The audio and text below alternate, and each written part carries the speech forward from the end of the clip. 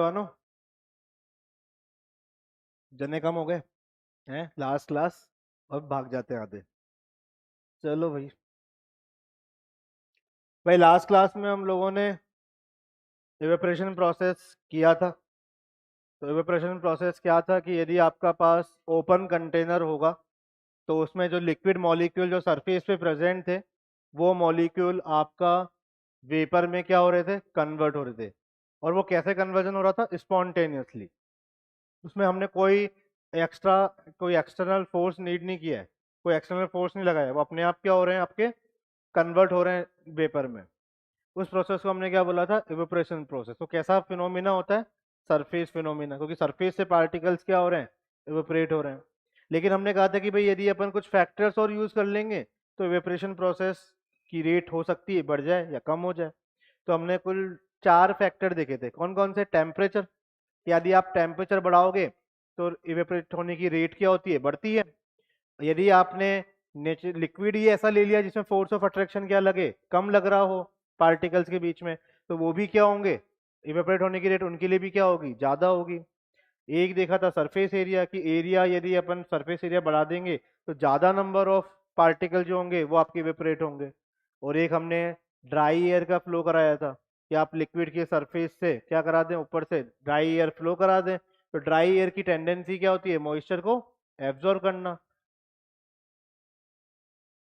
नहीं, टेम्परेचर में क्या है, ड्राई एयर का अलग कहानी है। ड्राई एयर को टेम्परेचर थोड़ी दे रहा है, प्रोवाइड कर रहा है, टेम्परेचर तो अलग कहानी होती है ना। ड्राई एयर तो अपन ने हेयर ड्रायर वाला एक एग्जांपल लिया। कोई अपन, कोई बात नहीं। तो अब हम बात कर रहे हैं कि अब हमने बात करी थी कि हमने जो ये आपका पानी की बोतल से एग्जांपल लिया था, है ना, कि पानी की बोतल ओपन थी। अब मैंने इस पानी की बोतल का ढक्कन क्या कर दिया है, बंद कर दिया। अब मेरा क्वेश्चन है आपसे है, क्या अभी भी आपका इवेपोरेशन प्रोसेस कंटिन्यू रहेगा या नहीं रहेगा? नहीं रहेगा, रहेगा। भाई अभी भी इवेपोरेट तो होगा, क्योंकि इवेपोरेशन प्रोसेस तो टेम्परेचर के ऊपर डिपेंड करता है। लेकिन ये थोड़ी कहा कि भाई आपका ये जब हम टेम्परेचर देंगे तभी होगा, या हम कंटेनर को क्लोज रखेंगे या ओपन रखेंगे तभी होगा। यहाँ पर लिक्विड मॉलिक्यूल अभी भी क्या हो रहे होंगे, इवेपोरेट होंगे। बस वो जो पार्टिकल इवेपोरेट हुए हैं, वेपर आपकी इवेपोरेट हुई है, वेपर जो बनी है, वो वेपर को अब रास्ता नहीं मिल रहा जाने के लिए, वो हमने क्या कर दिया है, क्लोज कर दिया है। तो ये वेपर क्या करेगी, अब सोचेगी बाहर जाने का रास्ता तो है नहीं, क्या करें, दोबारा से कंडेंस ही होते हैं, तो फिर से क्या होना चालू करेगी, कंडेंस होना स्टार्ट करती है। और इसी कंडीशन में ये इस लिक्विड की सरफेस पे क्या लगाती है, प्रेशर क्रिएट करती है। उसी को हम क्या बोलते हैं, वेपर प्रेशर ऑफ लिक्विड। ठीक है। तो यदि इसको समझना भाई ध्यान से, अपन इस बिल्कुल प्रॉपर तरीके से समझते हैं कि मान लीजिए कि आपने ये जो एग्जाम्पल अपन ले रहे हैं कि आपने एक लिक्विड ले लिया है, कंटेनर ले लेते हैं एक।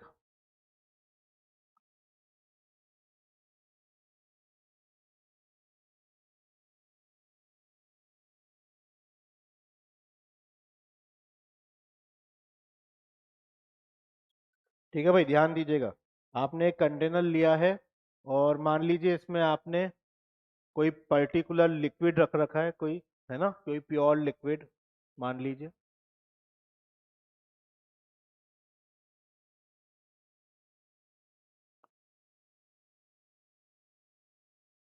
कोई प्योर लिक्विड आपने इसमें फिल कर रखा है, मान लीजिए ए।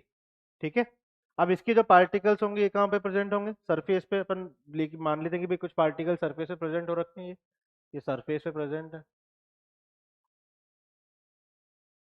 ये पार्टिकल क्या होंगे बेटा, आपके एवेपरेट हो रहे होंगे, ये एवेपरेट हो रहे हैं भाई। ठीक। अब एवेपरेट होंगे तो भाई ये वेपर में कन्वर्ट हो गए होंगे, ये वेपर बन गई होगी।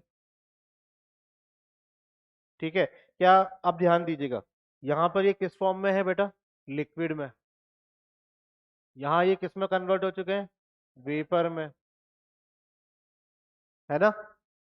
अब स्टार्टिंग से फट समझते हैं चीजों को, कि मान लेते हैं अपन टाइम अपन ने ले लिया t इक्वल टू जीरो पे, कि t इक्वल टू जीरो पे आपका केवल रिएक्टेंट की फॉर्म में क्या प्रेजेंट है बेटा, आपका लिक्विड क्या प्रेजेंट है, केवल प्योर लिक्विड ए उस समय रहा होगा। और जब केवल लिक्विड प्रेजेंट है तो ये क्या होना स्टार्ट करा होगा, इवेपोरेशन होना स्टार्ट करेगा यहाँ पर। जब लिक्विड होगा इसका क्या होगा भाई, आपका इवेपोरेशन। और कब तक होगा, जब तक कि ये इवेपोरेट होने की रेट आपकी क्या हो जाए, यहाँ से बढ़ना स्टार्ट करेगी, जब तक कि क्या कहाँ नहीं पहुंच जाए, मैक्सिमम। तो मान लेते हैं टी टाइम पर, टी टाइम पर अब हमें रिएक्टेंट के साथ साथ क्या मिलने वाला है, प्रोडक्ट भी मिलेगा। रिएक्टेंट की फॉर्म में क्या मिल रहा है बेटा हमें, लिक्विड। जबकि प्रोडक्ट की फॉर्म में अब हमें क्या मिलेगा, वेपर, आया ना। और लिक्विड का क्या होता है, इवेपोरेशन। और यही वेपर जो बनी है ये क्या होना स्टार्ट करेगी, कंडेंस होना स्टार्ट करेगी, तो इसका क्या होगा, कंडेंसेशन होगा। लेकिन एक चीज क्लियर है, क्या चीज क्लियर है, कि भाई जब जो रिएक्टेंट रखा हुआ जो लिक्विड है ये क्या कर रहा है, इवेपोरेट होना स्टार्ट कर रहा है। स्टार्ट किया किया किया, कहाँ तक पहुंच जाएगा, अपनी मैक्सिमम रेट तक पहुंच सकता है, जब तक कि इसकी रेट क्या नहीं हो जाए, मैक्सिमम। जब ये मैक्सिमम रेट पे पहुंच जाएगा, इवेपोरेट होने की रेट मैक्सिमम हो जाएगी, उसके बाद क्या हो जाएगा, कांस्टेंट उसी रेट से क्या चलता होगा, चल रहा होगा। तो हम बोल रहे हो कि इस पर्टिकुलर टाइम पर जो रेट ऑफ इवेपोरेशन है ये क्या हो चुकी है भाई आपकी, मैक्सिमम, जो कि कैसी है, कांस्टेंट। अब ये कांस्टेंट रेट से क्या कर रहा होगा, चल रहा होगा। ठीक, जबकि कंडेंस होने की रेट क्या हो रही होगी भाई आपकी, बढ़ रही होगी। कम क्यों होगी, ये तो बड़ा है ना। स्टार्टिंग में केवल क्या रखा हुआ था, लिक्विड। ये धीमे धीमे क्या हो रहा है, इवेपोरेट हो रहा है। कब तक इवेपोरेट होगा, जब तक कि इसकी मैक्सिमम रेट तक नहीं पहुंच जाता। और उसके बाद कैसा हो जाएगा, कांस्टेंट रेट से इवेपोरेट होना स्टार्ट हो गया, चल ही रहा है, इवेपोरेट अभी भी हो रहा है। लेकिन जो पार्टिकल्स आपके वेपर में कन्वर्ट हुए अब ये क्या होना स्टार्ट करेंगे, कंडेंस होना स्टार्ट करेंगे। तो कंडेंस होने की रेट क्या होती जाएगी, धीमे धीमे बढ़ती जाएगी। कहीं ना कहीं एक ऐसा टाइम तो आएगा ना कि जहां पर इवेपोरेट होने की रेट और कंडेंस होने की रेट आपस में क्या हो जाए, इक्वल। और जब ऐसा होगा, यानी लिक्विड से वेपर, वेपर से लिक्विड होने की रेट क्या हो रही है, इक्वल हो रही है, उस कंडीशन को क्या कहा जाता है, इक्विलिब्रियम कंडीशन कहा जाता है। ठीक है, तो यहाँ पर अपन बोल रहे हैं कि वो टाइम हमारा क्या कहलाएगा, उसको हम टी इक्विलिब्रियम से रिप्रेजेंट कर सकते हैं। इस टाइम पर आपका रिएक्टेंट अभी भी क्या है, लिक्विड ले रहे हैं अपन। ठीक है, और प्रोडक्ट की फॉर्म में कौन प्रेजेंट होगा बेटा आपका, वेपर,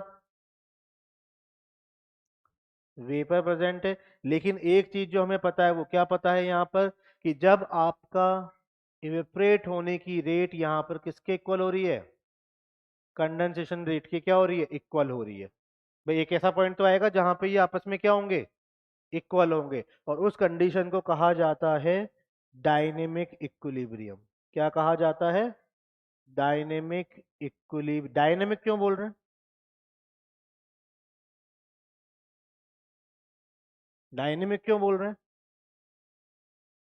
क्योंकि कंटिन्यूसली चल रहा है प्रोसेस, रुक नहीं रहा है, स्टॉप नहीं हुआ, स्टैटिक फॉर्म में नहीं है, चल रहा है, मूविंग ऑन है, इसलिए डायनेमिक इक्विलिब्रियम हम उसको बोल रहे हैं। क्लियर है। तो जब हम इस वेपर प्रेशर को डिफाइन करेंगे तो हम कैसे डिफाइन कर सकते हैं, कि वो प्रेशर जो कि ये वेपर जो फॉर्म हुई है आपकी, ये वेपर इस लिक्विड की सरफेस के ऊपर जो प्रेशर क्रिएट करेंगी, लेकिन किस कंडीशन में, in the condition of dynamic equilibrium. उस पर्टिकुलर कंडीशन पर जो प्रेशर क्रिएट कर रही है ये वेपर इस लिक्विड की सरफेस पे, वही क्या कहलाता है, वेपर प्रेशर। वेपर प्रेशर ऐसा नहीं है कि भाई अपना एक पार्टिकल आपका इवेपरेट हुआ, दो पार्टिकल इवेपरेट हुए, तीन पार्टिकल इवेपरेट हुए, और अपन बोले कि भाई आपका एक पार्टिकल कंडेंस होके प्रेशर लगा रहा है तो उसको वेपर प्रेशर बोल देंगे, नहीं। जब दोनों की रेट आपस में क्या होगी, इक्वल, उस पर्टिकुलर कंडीशन में जो लिक्विड की सरफेस पे प्रेशर क्रिएट हो रहा है उसको कहा जाता है क्या, वेपर प्रेशर। इसका मतलब जितने पार्टिकल इवेपरेट हो रहे होंगे उतने ही पार्टिकल क्या हो रहे हैं, कंडेंस हो रहे हैं। क्लियर है। इसको ग्राफिकली थोड़ा समझा सकता हूं मैं, और कि ये अपन वेपर प्रेशर ले लें, सॉरी रेट ले लें, और यहाँ पर टाइम। तो बताओ क्या होगा भाई, स्टार्टिंग में तो इवेपरेट होने की रेट ये क्या हो रही है भाई आपकी? कांस्टेंट रेट चल रही है भाई, ये तो इवेपोरेट होने की रेट है, रेट ऑफ इवेपोरेशन। और कंडेंस होने की रेट धीमे धीमे क्या होगी? बढ़ेगी यही। ठीक, ये कंडेंस होने की रेट जो बढ़ती जा रही है, एक पॉइंट ऐसा आएगा जहां पर दोनों की रेट आपस में क्या हो गई है? इक्वल। यही कंडीशन आपकी क्या है बेटा?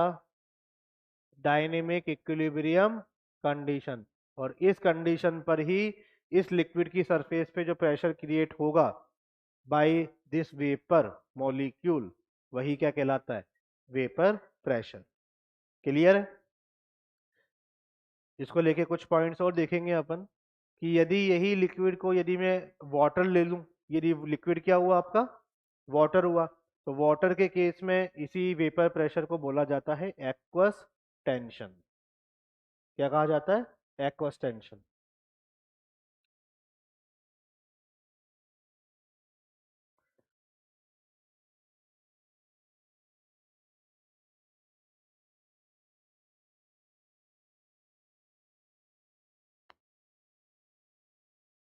कल भाई फिर से क्लास है शायद 7 बजे, टाइम टेबल देख लेना है ना। इस वीक थोड़ी सी आपके लिए मेहनत है, लेकिन हमारे साथ भी है सेम दिक्कत, उठ नहीं पाते हैं, लेकिन हमें उठना पड़ता है ताकि हमें पढ़ाना पड़े। आप उठिए, आपको पढ़ना पड़े इसलिए उठिए। हाँ बिल्कुल, अलार्म लगवा दें तुम्हारे फोन में।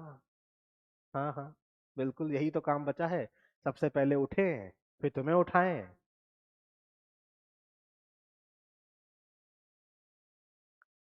कल से तुम कह दोगे सर आप निकलते ही यहीं कहीं से होगे, तो हमें भी उठा लेना, साथ में चलेंगे।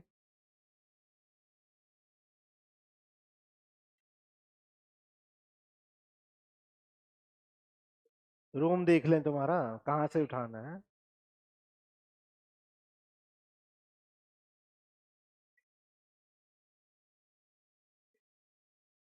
अच्छा, आज मोटिवेशन वो है? बढ़िया है, देखते हैं कितने मोटिवेट होते हो तुम।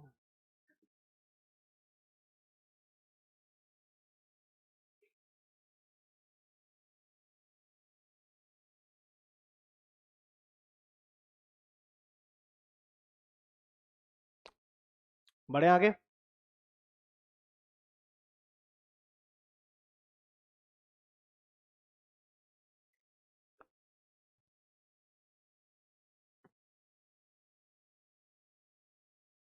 चलिए तो भाई इसमें सबसे पहले अपन डिफाइन करते हैं, डेफिनेशन देंगे सबसे पहले तो।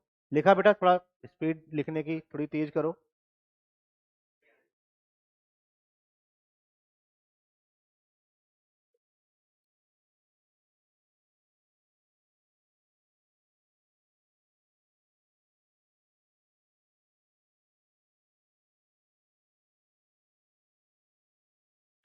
बढ़े आगे।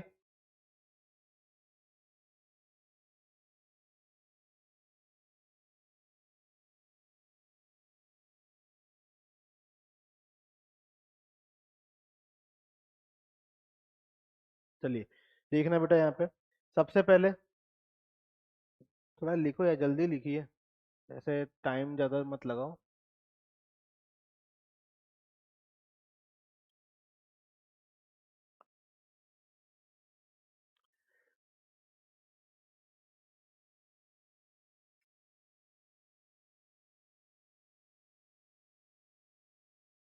लिखा?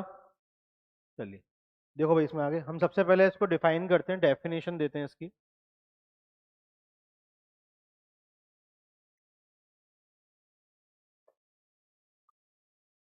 कि वेपर प्रेशर को आप किस तरीके से डिफाइन कर सकते हो। तो हम कैसे डिफाइन कर रहे हैं भाई इसको, कि प्रेशर exerted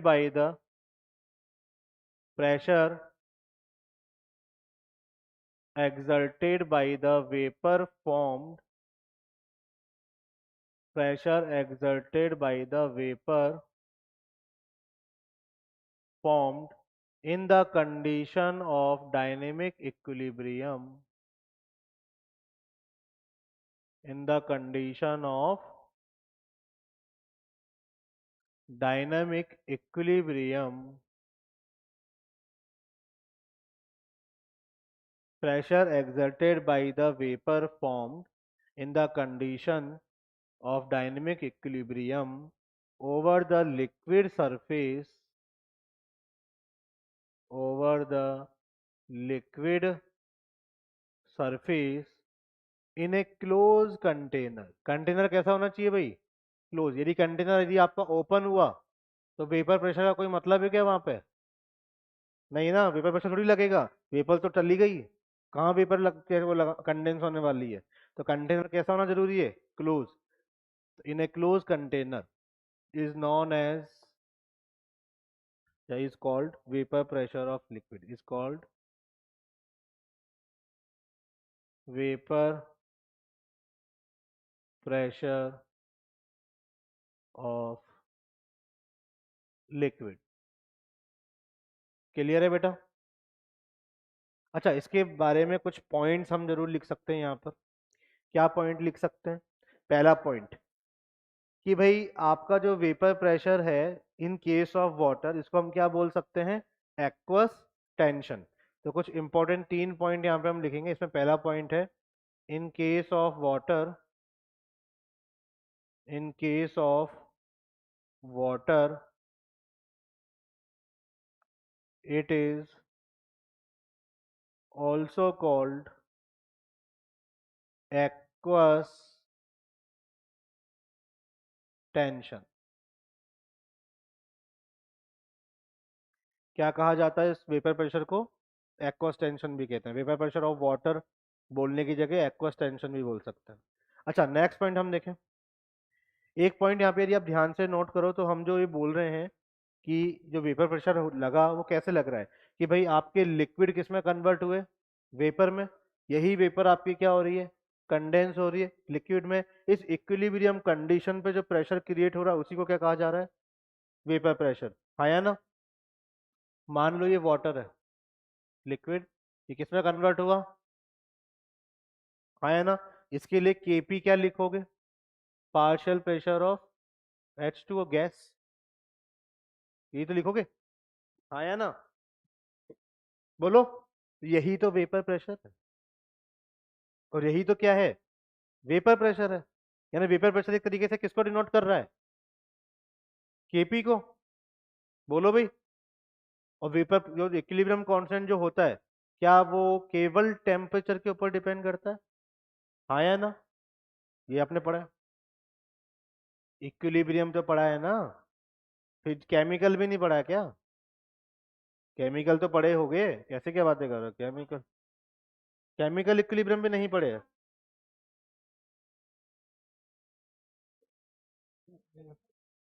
केमिकल इक्विलिब्रियम नहीं पढ़े तुम? कौन से बैच में थे तुम?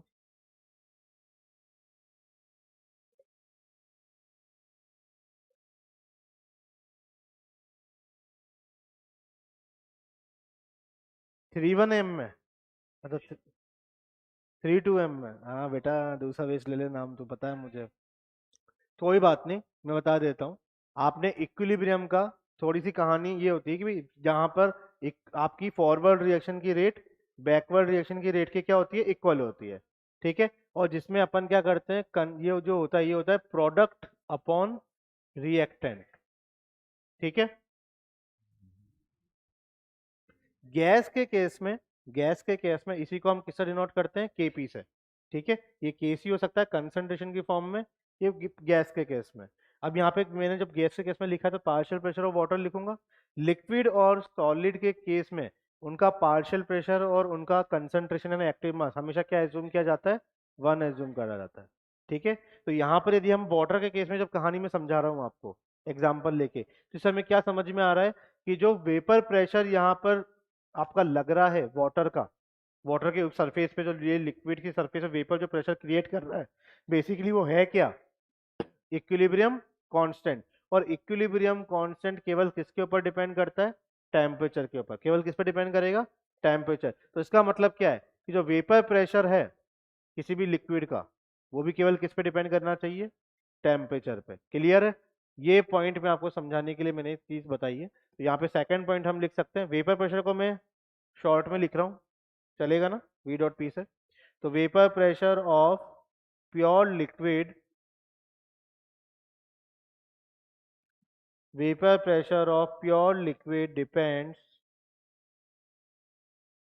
only on temperature.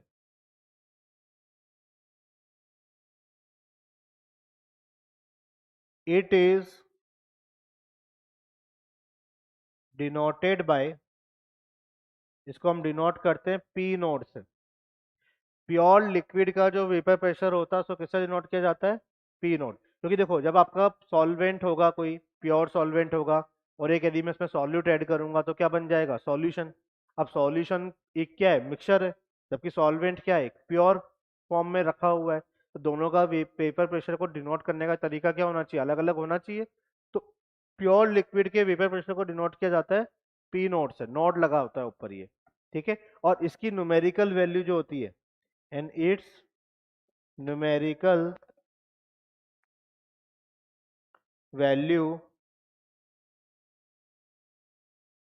will be given in problem। इसकी न्यूमेरिकल वैल्यू जो होती है वो जनरली पेपर में क्या होती है? आपको गिवन होती है। ठीक है, कि भाई वेपर प्रेशर ऑफ क्या, जनरली मतलब दी होगी हमेशा। जैसे आपने बेंजीन ले लिया, सॉल्वेंट की फॉर्म में कि बेंजीन, तो vapour pressure of pure benzene आपको दे रखा होगा, हमें नहीं निकालना। आपको प्रॉब्लम के अंदर दे रखी होगी, क्वेश्चन के अंदर दे रखा होगा। ठीक है। एक पॉइंट और देखना भाई यहाँ पर, ये तो हमें समझ में आया कि वेपर प्रेशर किसी प्योर लिक्विड का केवल किसके ऊपर डिपेंड करता है? टेम्परेचर के ऊपर। अब पॉइंट ये कि किस पे डिपेंड नहीं करता, उसको भी देख लेते हैं। अच्छा, यदि मैं लिक्विड का अमाउंट कम लूं, मान लो मैंने लिक्विड का अमाउंट किसी कंटेनर में कम लिया, किसी में ज्यादा लिया, सेम लिक्विड को लिया, एक में कम लिया एक में ज्यादा अमाउंट लिया, उससे वेपर प्रेशर पे कोई फर्क पड़ने वाला है? क्यों नहीं पड़ने वाला? क्योंकि वेपर प्रेशर बेसिकली क्या है? जितना एवेपोरेट हो रहा है उतना ही कंडेंस हो रहा है। तो लिक्विड कम या ज्यादा लेने से उसकी रेट पे कोई फर्क थोड़ी पड़ रहा है।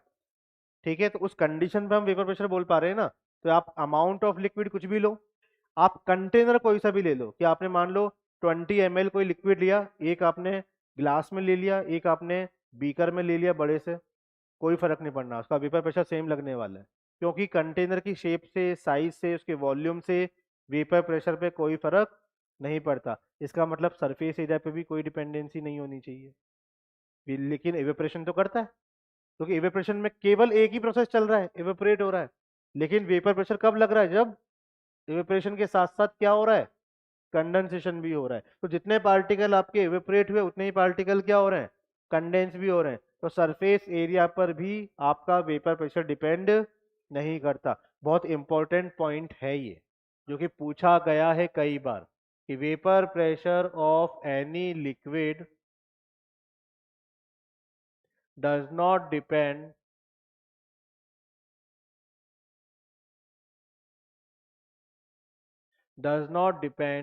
on amount of liquid,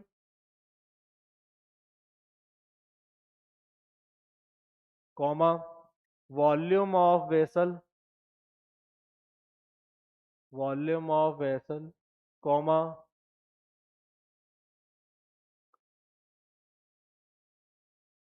shape oblique size of container, comma, surface area। Surface area वाला पॉइंट सबसे ज्यादा इंपॉर्टेंट है, कि आपका वेपर प्रेशर किसी लिक्विड का इनमें से किसी भी पॉइंट्स के ऊपर डिपेंड नहीं करता है। ये चीज क्लियर है सबको?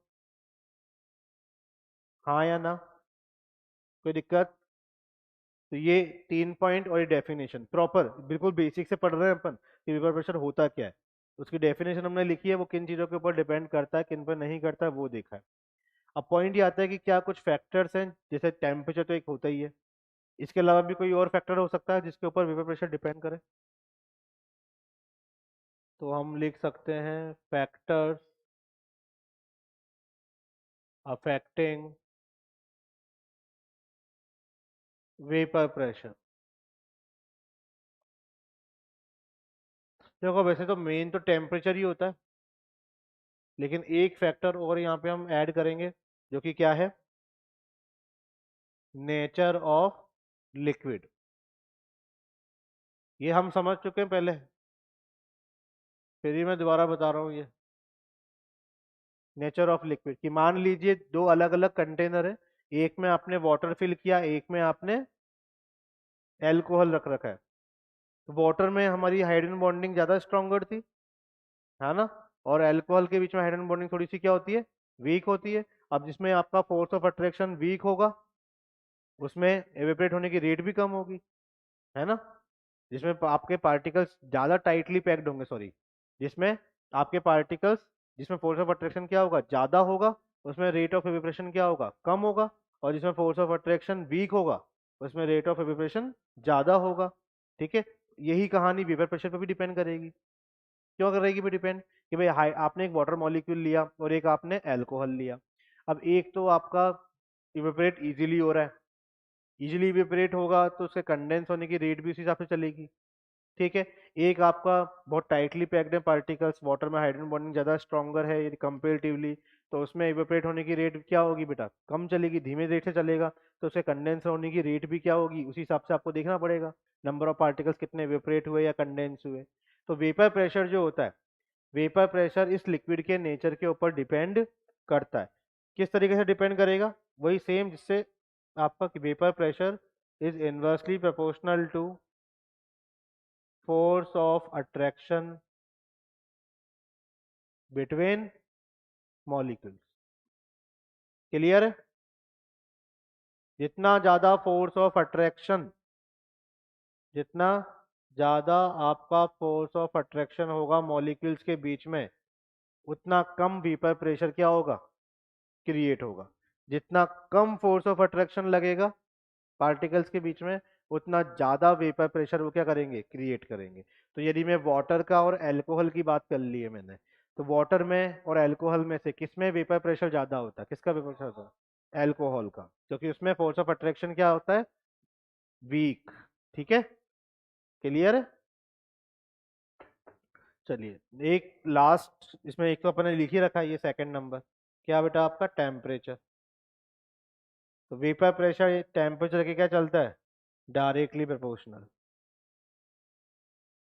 ये फिलहाल मैं अभी यहाँ पे डायरेक्टली लिख रहा हूँ, इसको आगे जाकर कहीं पे थोड़ा सा मैं इसको डिक्टेट करेंगे अपन थोड़ा सा, फिलहाल अभी डायरेक्ट लिख रहे हैं। ठीक है, कि वेपर प्रेशर जो होता है वो टेम्परेचर के डायरेक्टली प्रोपोर्शनल है। इसको आगे जाकर थोड़ा सा और ब्रीफली डिस्कस करेंगे कभी, फिलहाल अभी वो टाइम नहीं है डिस्कस करने का। क्लियर है, टेम्परेचर ज़्यादा लगेगा तो वेपर प्रेशर भी क्या लगने वाला है, लिक्विड पे ज़्यादा लगेगा। ठीक है, अच्छा ये फैक्टर्स को लेके तो हमने बात कर ली। नेक्स्ट हम देख सकते हैं कि इस वेपर प्रेशर के बेसिस पे क्या हम सब्सटेंस को क्लासिफाई कर सकते हैं। भाई दो तरीके के सब्सटेंस हम बोल सकते हैं, एक हो सकते हैं वोलेटाइल और एक हो सकते हैं नॉन वोलेटाइल। वोलेटाइल सब्सटेंस क्या होंगे, ऐसे सब्सटेंस जो वेपराइज होते हैं। अब जो वेपराइज होगा वो कहीं ना कहीं कंडेंस होगा और वेपर प्रेशर क्रिएट करेगा। यानी वोलेटाइल सब्सटेंस की कुछ ना कुछ वेपर प्रेशर की वैल्यू आनी चाहिए, कोई डेफिनेट वैल्यू वो रखेगा, है ना। लेकिन नॉन वोलेटाइल सब्सटेंस क्या होते हैं, जो वेपराइज होते ही नहीं है, और जो वेपराइज ही नहीं होगा वो वेपर प्रेशर क्या लगाएगा, उसके लिए वेपर प्रेशर की वैल्यू क्या होने वाली है, जीरो। क्लियर है। तो नेक्स्ट जो हम पढ़ने वाले हैं वो है classification of substance on the basis of vapour pressure. अच्छा यहां तक लिखा सबने, नोट करो जल्दी।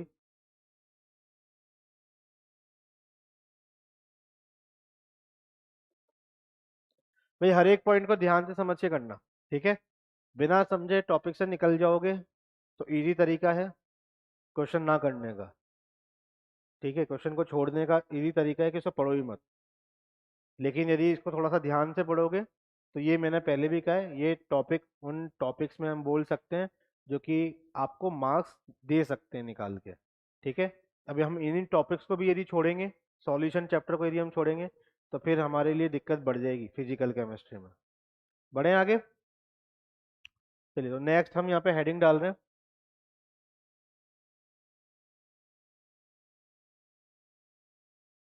Sorry, classification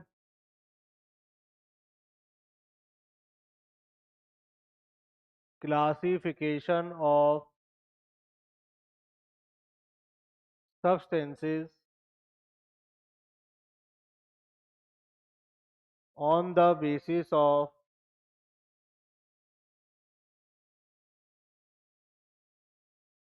vapour pressure.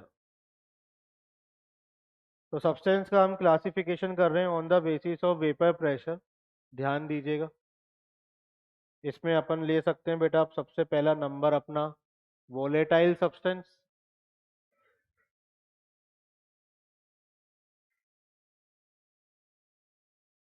Volatile substance हमारे क्या होंगे? ऐसे सब्सटेंस जिनका कोई ना कोई वेपर प्रेशर तो रखते हैं वो, है ना, जिनका वेपर प्रेशर जीरो के इक्वल तो नहीं होगा, जो कहीं ना कहीं वेपराइज होने की टेंडेंसी रखते हैं। तो यहाँ लिख सकते हैं भाई, substances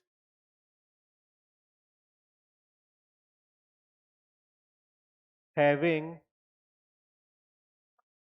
definite value of substances having definite value of vapor pressure। कहने का मतलब जिनके लिए वेपर प्रेशर की वैल्यू जीरो के इक्वल नहीं होगी, कुछ ना कुछ वेपर प्रेशर तो वो रखेंगे। ऐसे कौन से हो सकते हैं भाई आपके volatile substance? Water, alcohol, benzene ले सकते हैं, टॉलुइन ले सकते हैं, एक्सेप्ट्रा। क्लियर है?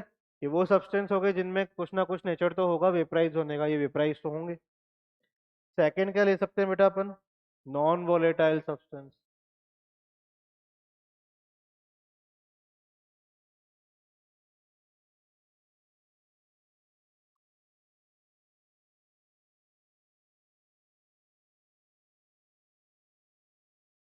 नॉन वोलेटाइल सब्सटेंस क्या होते हैं बेटा?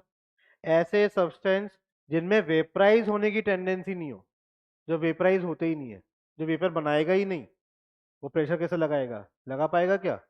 तो हम बोल सकते हैं ऐसे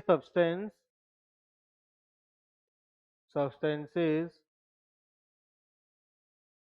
having no tendency for vaporisation.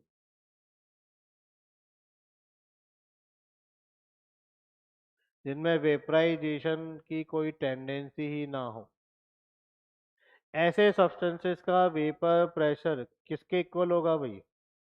Zero के इक्वल होगा। जनरली ऐसे सब्सटेंस जो सॉलिड्स होते हैं वो सब कैसे होते हैं? Non volatile.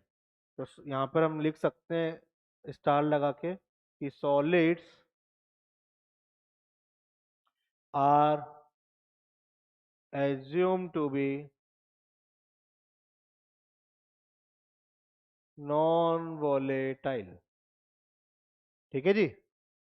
एग्जाम्पल में आप लिख सकते हो आप, जैसे यूरिया। अच्छा, यूरिया का फॉर्मूला क्या होता है? NH2CO NH2।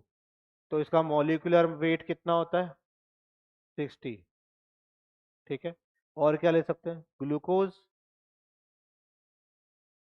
क्या होता है ग्लूकोज? C6H12O6। तो इसका मॉलिक्यूलर वेट क्या हो जाएगा बेटा? 180। और एक ले सकते हैं सुक्रोज। क्या होता है भाई? C12H22O11। इसका मॉलिक्यूलर वेट कितना होता है? 342। हाँ, सब फ्रक्टोज जितनी भी शुगर है सब ऐसी ही होती हैं, सुक्रोज, फ्रक्टोज वगैरह, लैक्टोज वगैरह सब ऐसे ही होते हैं, सॉलिड्स ही होते हैं। क्लियर है? हाँ जी। P nought. पी नोड बताता है प्योर प्योर लिक्विड का वेपर प्रेशर, जब केवल एक ही चीज प्रेजेंट होगी। जैसे मान ले सॉल्वेंट है, जब मैं उसमें सॉल्यूट ऐड करूंगा तब सॉल्यूशन बनेगा ना, लेकिन केवल सॉल्वेंट रखा हुआ है तो प्योर सॉल्वेंट का वेपर प्रेशर को मैं किससे डिनोट करूंगा? पी नोट से। इसका मतलब है कि उसका कोई ना कोई तो वेपर प्रेशर होगा भाई, कोई भी वोलेटाइल सब्सटेंस होगा तो उसका कुछ ना कुछ वेपर प्रेशर तो होगा ना, क्योंकि वेपराइज हुआ हुआ है तो कंडेंस होगा। अब कंडेंस होगा तो लिक्विड की सरफेस पे क्या लगाएगा? प्रेशर लगाएगा। तो जीरो के इक्वल तो नहीं होगा। हाँ बेटा। कैम्फर, हाँ, सब्लिमेशन के थ्रू, नेप्सिलिन भी होता है, कई सारे होते हैं। हाँ, उसका कुछ ना कुछ वेपर प्रेशर आना चाहिए, लेकिन वो क्या वो है, क्या क्या कहते हैं, अपन यहाँ पे जो बात कर रहे हैं वो अपन किसके लिए कह रहे हैं कि वो जो आपका सॉल्यूशन में, किसी पर्टिकुलर सॉल्यूशन में हम उसकी बात कर रहे हैं। हमने सारे नहीं बोले हैं, सारे सॉलिड्स को लेके नहीं बोला कि सारे ऑल द सॉलिड्स आर, बात नहीं करिए। जनरली जितने सॉलिड्स होते हैं वो सब कैसे होते हैं, उनका वेपर प्रेशर जीरो होता है, क्योंकि वो नॉन वोलेटाइल होता है। अब कुछ सल्फर जैसे हो गया, कैम्फर हो गया, नेफ्लिन बोल्स वगैरह होती हैं, वो तो होते ही हैं, अब रखते ही हैं। हाँ, उनका वेपर प्रेशर कुछ ना कुछ तो आएगा ही। वो तो जब आप किसी सॉल्वेंट में डालोगे तो वो कहीं ना कहीं तो वेपराइज होंगे, और जब वेपराइज होंगे तो प्रेशर भी लगाएंगे। ठीक है भाई।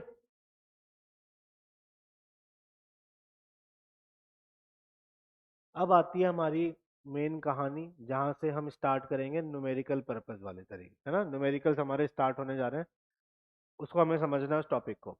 अभी जो हमने पढ़ा वेपर प्रेशर को, ये केवल थ्योरेटिकल पार्ट पढ़ा है, अभी भी थ्योरेटिकल पढ़ेंगे आगे, लेकिन न्यूमेरिकल्स स्टार्ट होंगे अब यहाँ से। स्टार्ट क्या हो गया कि किसी भी सॉल्यूशन का वेपर प्रेशर आप कैसे मेजर करते हैं, कैसे निकालते हैं।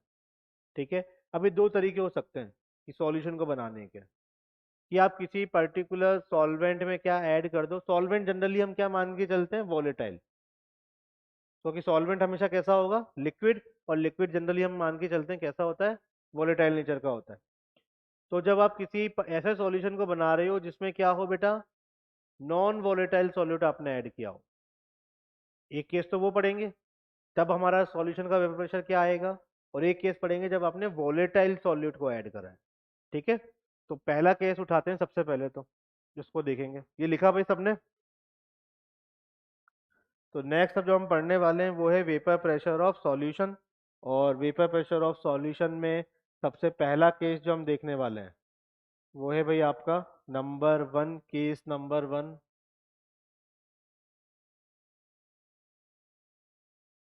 Vapour pressure of solution containing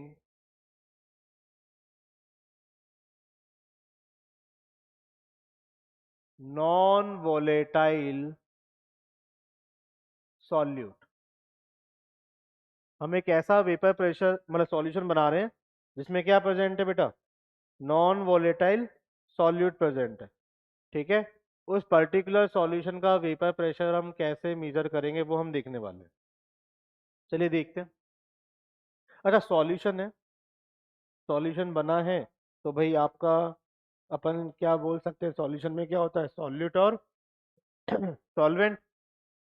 ठीक है। तो इस पर्टिकुलर सॉल्यूशन में आपका एक सॉल्यूट है और एक सॉल्वेंट है।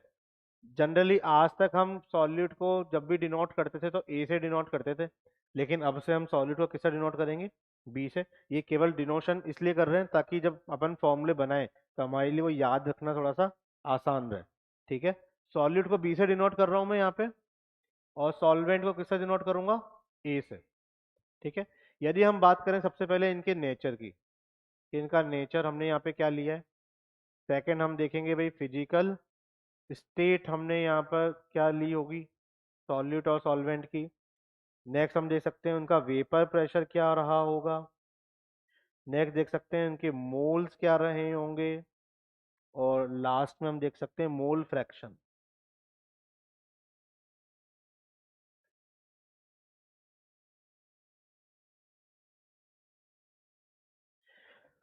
तो देखिए भाई, सबसे पहले आपका सॉलिड किस नेचर का है यहाँ पर, नॉन वोलेटाइल। सॉल्वेंट तो हमेशा कैसा लेना है, वोलेटाइल। भाई जब दोनों ही नॉन वोलेटाइल हो जाएंगे तो वेपर प्रेशर तो वैसे भी नहीं आना ना। ठीक है ना। यदि सॉलिड सॉल्वेंट दोनों ही नॉन वोलेटाइल ले लिए मैंने, तो वेपर प्रेशर क्या है सॉल्यूशन का, जीरो। फिर मतलब ही नहीं निकालने का। तो हम ऐसा सॉल्यूशन ले रहे हैं जिसमें वोलेटाइल तो सॉल्वेंट तो आपका वोलेटाइल लेना ही लेना है। अब हम बात कर रहे हैं कि सॉल्यूट यदि हम नॉन वोलेटाइल लेंगे तो क्या होगा, और केस नंबर सेकंड पढ़ेंगे जब सॉल्यूट भी क्या ले लेंगे, वोलेटाइल ले लेंगे। ठीक है। तो पहला केस देख रहे हैं जिसमें हमने सॉल्यूट कैसा लिया है, non volatile. Generally non volatile nature में कैसे होते हैं सॉलिड्स, तो यहाँ पे इसका फिजिकल स्टेट मैंने सॉलिड लिख दिया है, जबकि वोलेटाइल के लिए हम क्या लिख सकते हैं, ये लिक्विड ले लिया हमने, सॉल्वेंट। अच्छा, जो नॉन वोलेटाइल होते हैं उनका वेपर प्रेशर क्या आता है, 0। तो यहाँ सॉलिड का वेपर प्रेशर तो क्या हो गया, 0। जबकि सॉल्वेंट का वेपर, प्योर सॉल्वेंट का वेपर प्रेशर किससे डिनोट करूंगा मैं, पी ए नोट से, पी ए नोट, ए से डिनोट कर रहे हैं, साथ में क्या लग रहा है, नोट, क्योंकि प्योर सॉल्वेंट का वेपर प्रेशर है। क्लियर है। मोल किससे डिनोट करेंगे, तो मोल ये एन बी से डिनोट कर दो, इसको एन ए से कर दो। मोल फ्रैक्शन को एक्स बी से डिनोट कर दो, इसको एक्स ए से कर दो। क्लियर है क्या। बहुत देखो, बहुत ही अच्छी सी कहानी है, इंटरेस्टिंग कहानी है, समझने वाली। ठीक है, थोड़ा ध्यान से देखोगे तो आपको समझ में आएगा, और समझ में आ गया तो बहुत आसान हो जाएगा काम। ठीक है, आपने ये केस नंबर 1 समझ लिया तो केस नंबर 2 तो अपने आप समझ में आ जाएगा, कोई दिक्कत नहीं आएगी। ये बहुत सिंपल सी कहानी है। हमने एक कंटेनर ले लिया है,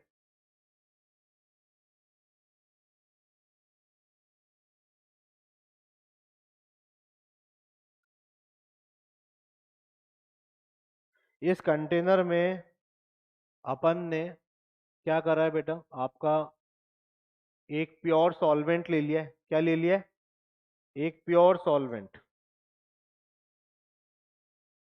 प्योर सॉल्वेंट ए ले लिया है। क्लियर। अब सॉल्वेंट लिया है तो सॉल्वेंट के पार्टिकल सरफेस पे गए होंगे, तो ये सॉल्वेंट के पार्टिकल देखो सरफेस पे प्रेजेंट है। ध्यान सबका यही होना चाहिए। ठीक है, समझना आसान होगा बेटा, यही ध्यान रखना। ये सॉल्वेंट के पार्टिकल्स,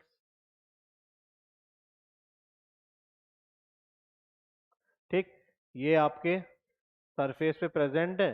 क्या ये आपके वेपराइज होंगे, ये वेपराइज हो रहे हैं, इवेपरेट हो रहे हैं, ये यहाँ पर वेपर की फॉर्म में आपके मिल चुके हैं।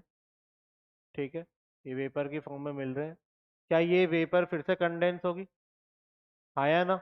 और जब ये वेपर फिर से कंडेंस होगी तो कुछ ना कुछ प्रेशर लगाएगी।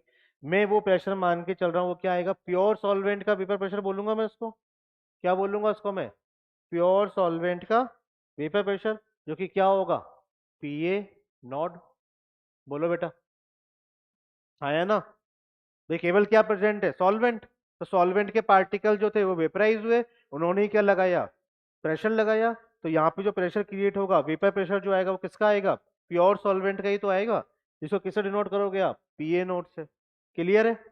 अब इस पर्टिकुलर सॉल्वेंट में हमने क्या किया, इस पर्टिकुलर सॉल्वेंट में हम ऐड कर रहे हैं क्या, non volatile solute.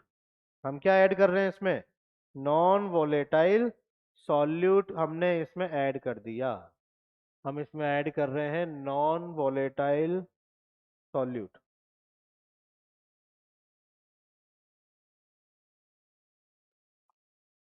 Non volatile solute B हमने इसमें क्या कर दिया बेटा, ऐड कर दिया। क्लियर। अब अच्छा बताओ, जब हमने इसमें नॉन वोलेटाइल सॉल्यूट ऐड करा है इस पर्टिकुलर सॉल्वेंट में, अब इस सॉल्यूट के पार्टिकल भी तो सरफेस पे आएंगे, आया ना। भाई वो भी तो कोलाइड करेंगे, उनकी भी काइनेटिक एनर्जी बढ़ेगी, कुछ पार्टिकल्स की काइनेटिक एनर्जी बढ़ के वो भी सरफेस पे आएंगे। अब केवल सरफेस पे सॉल्वेंट के पार्टिकल नहीं रहने वाले, साथ में कौन रहेगा, सॉल्यूट के पार्टिकल भी रहेंगे, आया ना। तो जब हम यहाँ पर अपना अब ये बनाएंगे कि अब कंटेनर में देख रहे हैं जो कहानी, हम वो कंटेनर में कहानी हमें कैसे दिखाई देने वाली है, ध्यान दीजिएगा यहाँ पर। अब कंटेनर में हमें कहानी कैसे दिखेगी, कि अब यहाँ पर ये क्या बन चुका है बेटा, सॉल्यूशन। क्या बन चुका है, सॉल्यूशन बन चुका है। तो अब इसमें आपके सॉल्वेंट, केवल सॉल्वेंट नहीं रहेगा, सॉल्वेंट के साथ में आपको क्या मिलने वाला है, सॉल्यूट भी मिलने वाला है। ये सॉल्यूट, ये बी, ये भी क्या मिलेगा आपको, यही मिलेगा सरफेस पे। क्लियर है क्या। ये क्या बन चुका है बेटा आपका यहाँ पर, ये बन चुका है सॉल्यूशन। क्या बन गया है, क्लियर है ना। केवल पहले क्या रखा हुआ था, प्योर सॉल्वेंट, इसमें आपने नॉन वोलेटाइल सॉल्यूट ऐड करा। ठीक है, अब नॉन वोलेटाइल सॉल्यूट ऐड करा तो भाई ये आपका क्या होगा, ये भी सरफेस पे आएंगे पार्टिकल, लेकिन वेपराइज तो अभी भी कौन होगा, सॉल्वेंट ही तो होगा। क्या ये सॉल्यूट अभी भी अब ये सॉल्यूट आपका वेपराइज होगा क्या? क्यों नहीं होगा? क्योंकि क्यों क्यों नहीं होगा वेपराइज? है क्योंकि नॉन वोलेटाइल है, इसमें फोर्स ऑफ अट्रैक्शन क्या काम करना? कैसा लिखा ना, नॉन वोलेटाइल सॉल्यूट ऐड कर रहे हो। और नॉन वोलेटाइल क्या होता है? जो वेपराइज नहीं होता। इसमें फोर्स ऑफ अट्रैक्शन का क्या मीनिंग है? नॉर्मल सा चीज है इसमें तो। नॉन वोलेटाइल नेचर का है तो आपका वेपराइज नहीं होगा। लेकिन मेरी बात सुनना ध्यान से। अब जो हमें यहाँ पे वेपर प्रेशर मिलने वाला है सॉल्यूशन का, क्या वो केवल सॉल्वेंट की वजह से मिलेगा? लेकिन अभी भी पहले भी सॉल्वेंट की वजह से था, प्योर सॉल्वेंट का। लेकिन अब जो हमारा सॉल्यूशन बना, इस सॉल्यूशन का भी वेपर प्रेशर जो आएगा वो केवल किसकी वजह से आएगा? सॉल्वेंट की वजह से। क्या सॉलिड की वजह से आ रहा है क्या? नहीं आ रहा ना। तो जब ये सॉल्यूशन बना, इस सॉल्यूशन का वेपर प्रेशर भी आपका केवल किसकी वजह से आ रहा है? सॉल्वेंट की वजह से। तो क्या मैं इसको पी ए से डिनोट कर सकता हूं क्या? प्योर नहीं बोल सकता क्योंकि प्योर तो रहा नहीं, क्योंकि अब इसमें सॉलिड भी ऐड हो चुका है, तो पी ए नोट नहीं बोल सकता। लेकिन क्या पी ए से डिनोट कर सकता हूँ? हाँ या ना?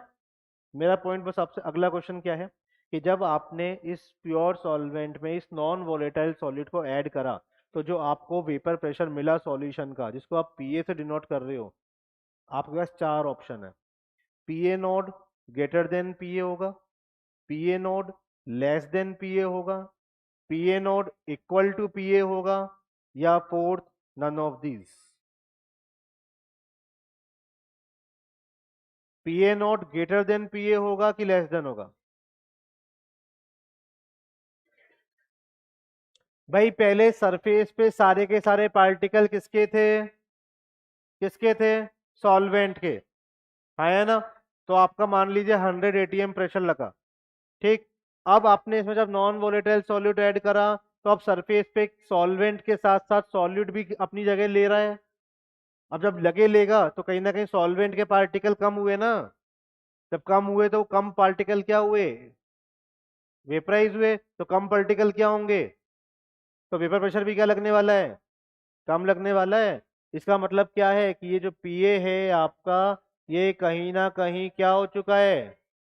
डिक्रीज हो चुका है। ये पॉइंट सबको समझ में आया क्या? तो ये पहला पॉइंट जो हमें इस केस से समझ में आया, क्या समझ में आया है कि जब किसी नॉन वोलेटाइल सॉल्यूट को हम ऐड करते हैं सॉल्वेंट में, तो उसके ऐड करने से सॉल्यूशन का वेपर प्रेशर क्या हो चुका है? कम हो चुका है, डिक्रीज हो चुका है। क्लियर है? तो vapour pressure of solution containing non volatile solute always less than the vapour pressure of pure solvent. हाँ बेटा। हाँ नहीं करता।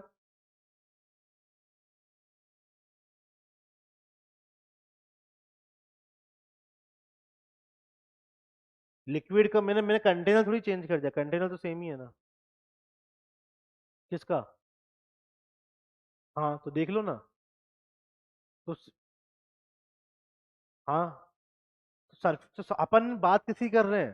कंटेनर की सरफेस एरिया की बात कर रहे हैं। पर्टिकुलर तो मॉलिक्यूल तो उसी के ऊपर तो कहानी चल रही है पूरी, कि नंबर ऑफ पार्टिकल जो है वो क्या हो गए कंपेरेटिवली सॉल्वेंट के? कम हो गए ना। पहले आपको यदि 10 पार्टिकल वेपराइज हो रहे थे, तो अब 10 से क्या हो रहे होंगे? कम पार्टिकल वेपराइज हुए। तो बात उसी की तो चल रही है। लेकिन क्या कंटेनर के सरफेस एरिया से इसका कोई लेन देना है क्या? नहीं ना। पार्टिकल से लेन देना है। जो पार्टिकल वेपराइज हो रहा है वो क्या हो रहा है? अब कम हो रहा है पहले के कंपेयर में। तभी तो वेपर प्रेशर कम क्रिएट कर रहा है। इसका कंटेनर से क्या लेन देना है? कंटेनर से कोई लेन देना अभी भी नहीं है। है? किसके मोल्स? सॉल्वेंट के मोल्स मतलब किसमें? सरफेस पे थोड़ी रहेंगे। सरफेस पे तो कम हुए ना। तभी तो वेपर प्रेशर कम लग रहा है।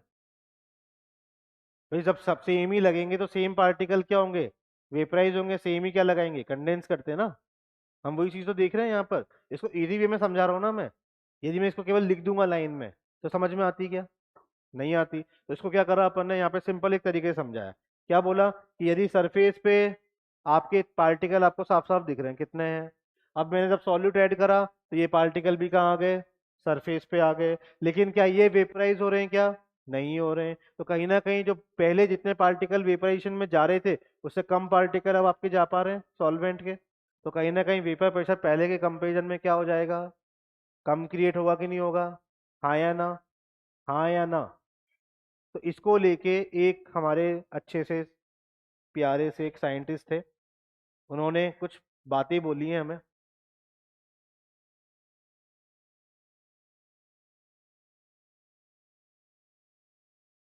राउल्ट्स लॉ, ठीक है।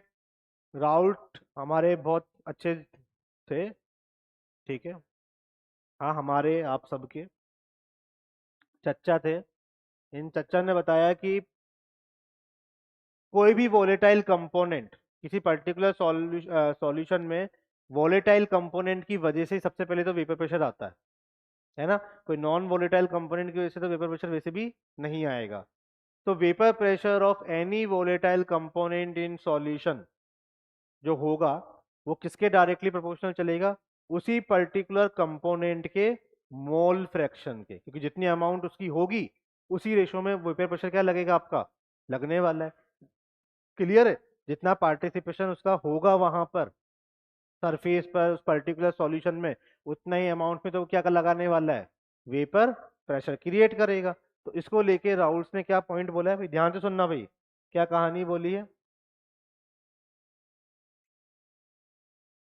क्या,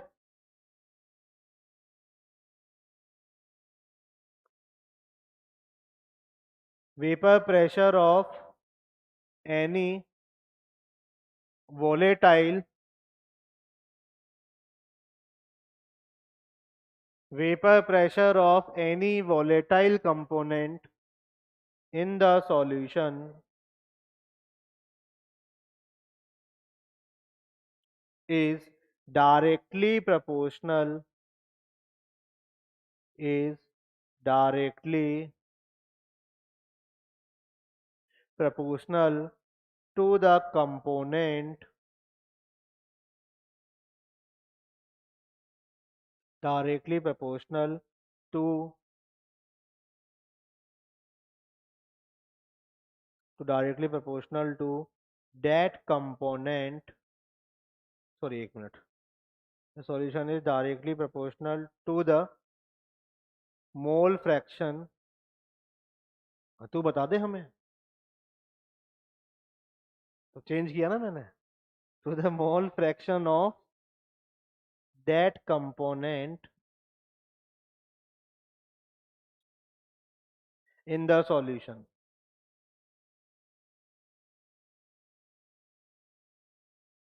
क्लियर है क्या बोला गया है, कि किसी वोलेटाइल कंपोनेंट का जो वेपर प्रेशर होगा वो उसी कंपोनेंट के मोल फ्रैक्शन के क्या चलता है, डायरेक्टली प्रोपोर्शनल। इसको ना इस पर्टिकुलर केस के अकॉर्डिंग भी मैं लिख सकता हूं, मैं राउल्स लॉ को कैसा लिख सकते हैं, इस पर्टिकुलर केस के अकॉर्डिंग। तो बीच में और बना के हम लिख सकते हैं कि vapour pressure of solution containing non-volatile non-volatile solute is only because of solvent। बोलो ये लाइन पहले तो बताओ, लाइन सही है क्या जो लाइन लिखी गई है, कि vapour pressure of solution containing non-volatile solute is only because of solvent। कि भाई ऐसा सॉल्यूशन जिसमें नॉन वोलेटाइल सॉल्यूट है उसका वेपर प्रेशर केवल किसकी वजह से आने वाला है, सॉल्वेंट की वजह से आने वाला है, हाँ या ना। And it is directly proportional to the and it is directly proportional to the mole fraction mole fraction of solvent in the solution।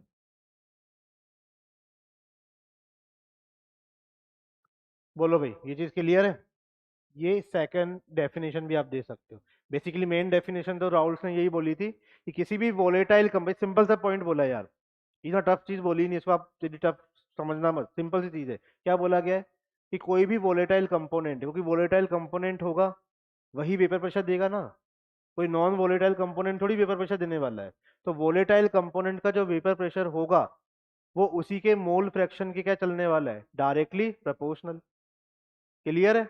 इसको मैंने इस पर्टिकुलर केस के अकॉर्डिंग क्या लिख दिया है कि भाई नॉन वोलेटाइल सॉल्यूट, ऐसा सॉल्यूशन जिसमें नॉन वोलेटाइल सॉल्यूट है, उस पर्टिकुलर सॉल्यूशन का वेपर प्रेशर केवल किसकी वजह से आएगा, सॉल्वेंट की वजह से आएगा, क्योंकि वोलेटाइल केवल सॉल्वेंट है। तो इसका जो वेपर प्रेशर होगा सॉल्यूशन का, वो सॉल्वेंट के मोल फ्रैक्शन के क्या चलने वाला है, डायरेक्टली प्रोपोर्शनल। यदि इसको मैं बोलूंगा कि यदि सॉल्यूट भी वोलेटाइल होता, सुन लो भाई, यदि इसका अपन बोल रहे हैं कि सॉल्यूट भी इसमें क्या होता, वोलेटाइल होता, तो हम क्या बोलते कि सॉल्यूट का जो मोल वेपर प्रेशर आएगा वो उसके मोल फ्रैक्शन के डायरेक्टली प्रोपोर्शनल चलता है। दोनों मतलब अपन जो हम बोल रहे हैं सॉल्वेंट का वेपर प्रेशर सॉल्यूशन में जो आ रहा है वो क्या आ रहा है, पी ए। क्योंकि यदि मैं बोलूं vapour pressure of solution P A plus P B लिखूं, तो पी बी तो जीरो है ना। यदि मैं यहाँ पर इस सॉल्यूशन का वेपर प्रेशर लिखूं कि ए की वजह से प्रेशर प्लस बी की वजह से प्रेशर, तो P A plus P B लिखता, तो पी बी तो जीरो है ना। क्लियर है? हाँ बेटा। किसके बराबर आना चाहिए? तो बराबर क्यों आएगा? हाँ हाँ हाँ। तो ये पी ए नोड है ना। अरे तो ये केवल पी ए नोड है, ये पी ए है ना। अरे भाई तो यहाँ देखना केवल सॉल्वेंट है, यहाँ केवल क्या है, सॉल्वेंट है क्या, सॉलिड भी तो आ रहा है, तो इसने जगह तो खाई है ना सॉल्वेंट पार्टिकल्स की। तो यहाँ पे यदि 100 पार्टिकल तेरे वेपराइज हुए होंगे तो यहाँ 100 थोड़ी हो रहे हैं, यहाँ तो कम होंगे ना। तो उसकी वजह से वेपर प्रेशर भी तो क्या लगने वाला है, कम लगने वाला है। ठीक है भाई, ये चीज क्लियर है? ये जो पॉइंट लिखे हैं पॉइंट समझ में आया क्या? नोट करो जल्दी से, इसके अपन फिर न्यूमेरिकल जो अपने वो निकलेंगे, फॉर्मूले निकलेंगे, वो निकालते हैं इस पर्टिकुलर राउल्ट्स लॉ के अकॉर्डिंग जो बोला गया है। तो भाई vapour pressure of solution containing non volatile solute केवल किसकी वजह से आएगा, सॉल्वेंट की वजह से आएगा। और जो वेपर प्रेशर है वो उस सॉल्वेंट के मोल फ्रैक्शन के क्या चलने वाला है, डायरेक्टली प्रोपोर्शनल चलने वाला है। ठीक है?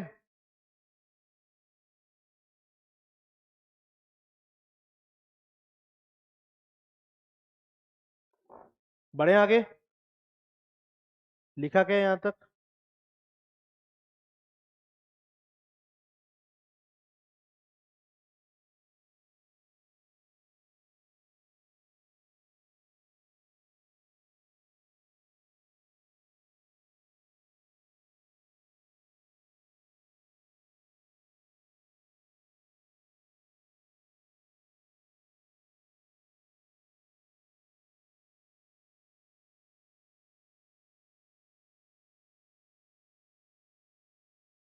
बढ़े बेटा। देखो भाई, तो यहाँ पर हमें क्या बोला जा रहा है कि वेपर प्रेशर ऑफ सॉल्यूशन पीए किसके डायरेक्टली प्रोपोर्शनल चलेगा, मोल फ्रैक्शन ऑफ सॉल्वेंट के, है ना। तो जब ये प्रोपोर्शनल अगर साइन यहाँ से हटेगा तो आपके पास क्या आएगा, एक के एक्स है, आएगा क्या, बोलो भाई। और जब ये आएगा आपका तो मान लेते हैं अपन यहाँ पर कि एक्स ए की वैल्यू कितनी है बेटा, if X A equal to 1 हुआ। एक्स इक्वल टू 1 होने का मतलब क्या है कि वहां पे केवल क्या प्रेजेंट है, सॉल्वेंट। भाई दो चीजें होंगी, यदि एक्स ए और एक्स बी सॉल्यूट और सॉल्वेंट दोनों प्रेजेंट होते तो दोनों का मोल फ्रैक्शन मिला के 1 आता है ना। अब मैं कह रहा हूँ कि एक्स इक्वल टू 1 यानी केवल वहां पे क्या प्रेजेंट है, सॉल्वेंट। जब केवल सॉल्वेंट प्रेजेंट है तो उसका जो यहाँ पे प्रेशर आएगा पीए, इसको मैं किससे डिनोट करूंगा, पीए नोट से। आया ना? जब ये वैल्यू मैं यहाँ रखूंगा तो बताओ, P A equal to 1, sorry P A not equal to 1, sorry K into 1। तो के की वैल्यू क्या आ रही है, पी ए नॉट। ये वैल्यू यहाँ पुट कर दो, तो पहला फॉर्मूला हमें मिलने वाला है, वेपर प्रेशर ऑफ सॉल्यूशन। ऐसा सॉल्यूशन जिसमें नॉन वोलेटाइल सॉल्यूट है उसको आप डिनोट किससे करते हो बेटा?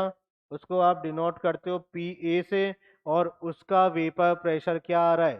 P A not x A. Vapour pressure of solution क्या आ रहा है? P A not x A. Clear है? हाँ या ना? भाई ये अपना पीए जो है, वेपर प्रेशर ऑफ सॉल्यूशन जो बोला गया है, ये केवल सॉल्वेंट की वजह से आएगा, और केवल सॉल्वेंट की वजह से आएगा तो इसका जो वेपर प्रेशर आ रहा है ये इसके मोल फ्रैक्शन ऑफ सॉल्वेंट की क्या चलने वाला है?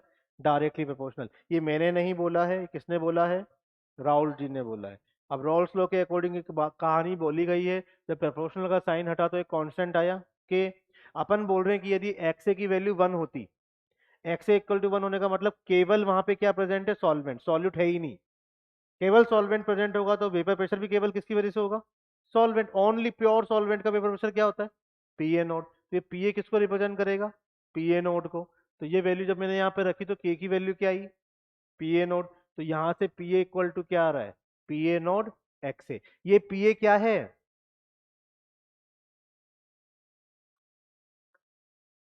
Vapour pressure of solution. जो सॉल्यूशन आपका बना है उसका वेपर प्रेशर ही तो पी ए से डिनोट कर रहे हो। तो ये कितना निकल के आ रहा है? पी ए नॉट एक्स ए। अच्छा, यहां पर हम आगे बढ़े और बोलें कि यदि एक्स ए प्लस एक्स बी कितना होता है बेटा? 1 के इक्वल होता है। तो यहां से अपन यदि एक्स ए की वैल्यू क्या रख दें? 1 माइनस एक्स बी रख दें। चलो रखो। So P A equal to P A not, और एक्स ए की जगह क्या रख दिया? 1 माइनस एक्स बी। अच्छा, अंदर मल्टीप्लाई कर दो उसको। तो P A equal to P A not minus P A not X B. अच्छा, इसको इधर लेके आओ, इसको इधर लेके चले जाओ, तो हमें क्या ये मिल रहा है क्या? P A not minus P A equal to P A not X P. ये मिला क्या? बोलो भाई। ये क्या आया हमारे पास? ये क्या चीज निकल के आई है? ध्यान से देखो यहाँ पे, जो हमने पीछे भी पढ़ा था, कि जब आपने किसी वोलेटाइल सॉल्वेंट में, जो आपने सॉल्वेंट वोलेटाइल ही लिया है, जब आपने इसमें नॉन वोलेटाइल सॉल्यूट ऐड करा, तो सॉल्यूशन जो बना उस सॉल्यूशन का वेपर प्रेशर पहले के कंपेयर में सॉल्वेंट के वेपर, प्योर सॉल्वेंट के वेपर प्रेशर से क्या हो चुका है? कम हो चुका है। कितना कम हुआ है? तो इसमें से इसको माइनस करोगे ना, P A nought minus P A करोगे ना, तो कितना कम हुआ है? P A not X B. तो P A not minus P A निकल के क्या आया? P A not X B. इसको हम क्या बोलते हैं? Lowering in vapour pressure. कि कितना डिक्रीमेंट हुआ है? Lowering in vapour pressure. इसको आप शॉर्ट में लिख सकते हो एल वी पी। क्या लिख सकते हो? L V P, lowering in vapour pressure. कि कितना डिक्रीमेंट हुआ है। ये पॉइंट समझ में आया क्या? ये तो समझ में आता आया ना, कि भाई जब अपन ने सॉल्वेंट में नॉन वोलेटाइल सॉल्यूट ऐड करा, तो जो सॉल्यूशन बना है उस सॉल्यूशन का वेपर प्रेशर उस प्योर सॉल्वेंट के वेपर प्रेशर से क्या हो गया है? कम हुआ है।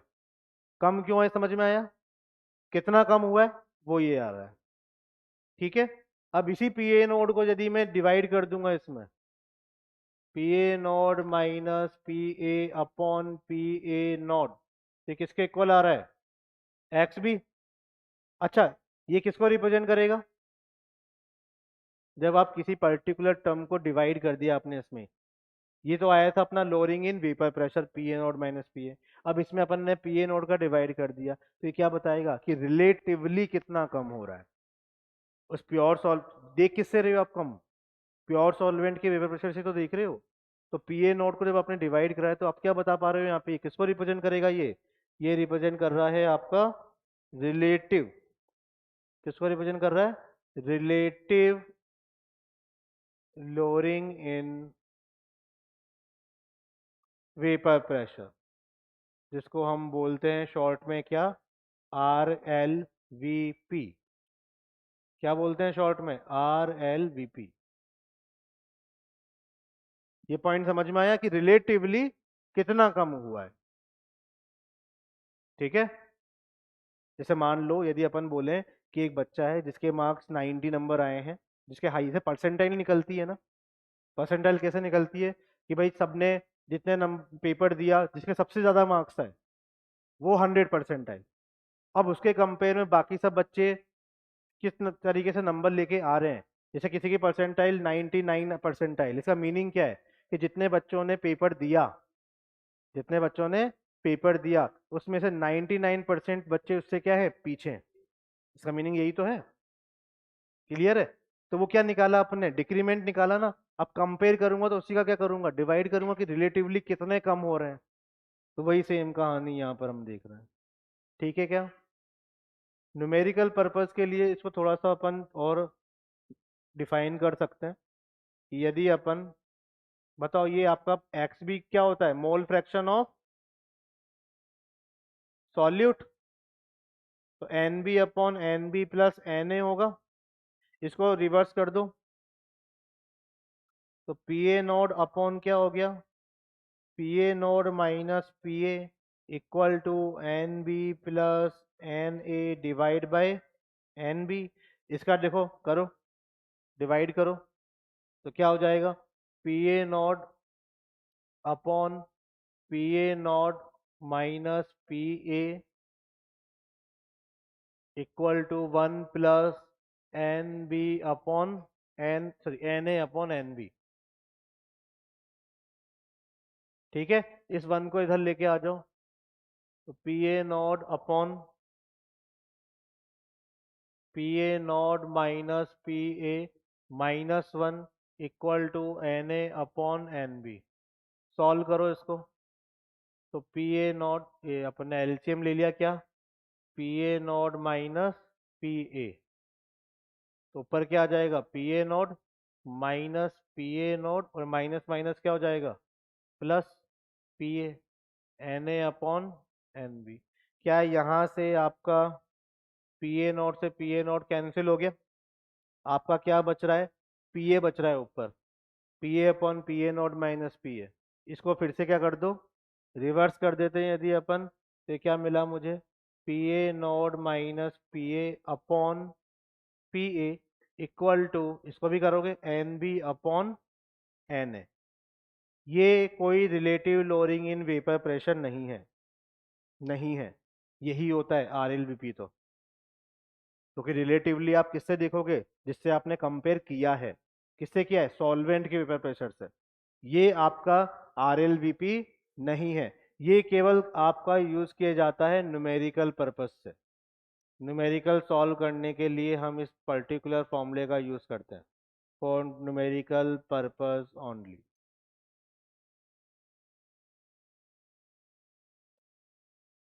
ठीक है कहानी, मेरा पॉइंट समझ में आया। केस नंबर 1 क्या बोला गया है कि जब किसी सॉल्वेंट में जिसका वेपर प्रेशर क्या है, पी ए नॉट है, उसमें आपने एक नॉन वोलेटाइल सॉल्यूट ऐड कर दिया बी, तो आपको जो सॉल्यूशन मिला, उस सॉल्यूशन में भी आपको जो वेपर प्रेशर बनेगा वो केवल सॉल्वेंट की वजह से ही आएगा, लेकिन पहले के कंपेयर में ये क्या हो चुका है, कम हो चुका है।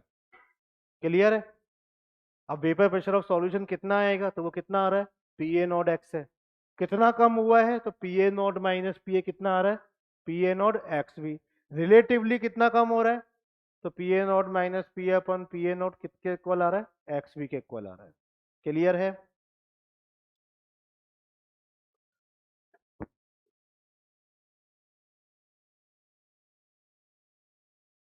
इसको ग्राफिकली भी हम देख सकते हैं। देखो भाई ग्राफ, क्या बेटा,